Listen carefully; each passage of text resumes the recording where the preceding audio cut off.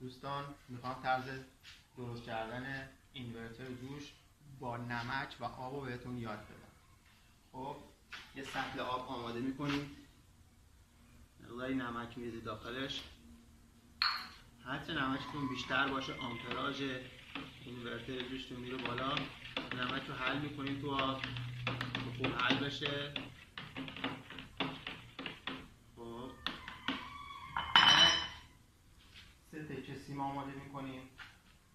یه تیکه سیم اول یه تیکه مس بهش میبندیم، میذاریم توی آب نمک.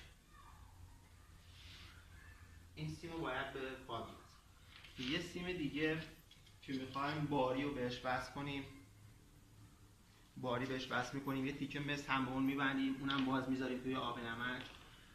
مواظب باشید که توی آب نمک دوتا قطعه مس به هم برخورد نکنن، فاصله داشته باشن.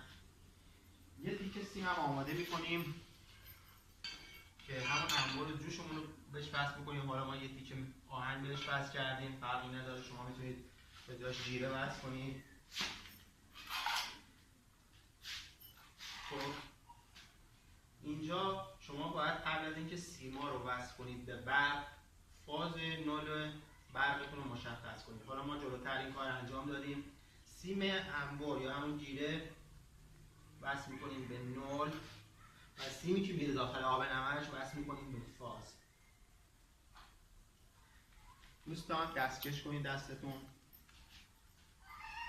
برای ایمنی خودتون عینک جوشکاری داشته باشین.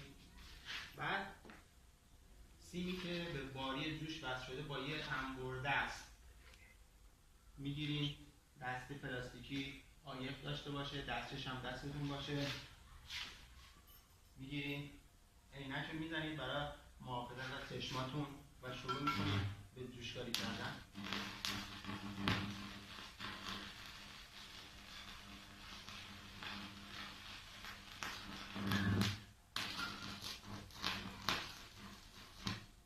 خب این بود اینورتر جوش. با تشکر از شما.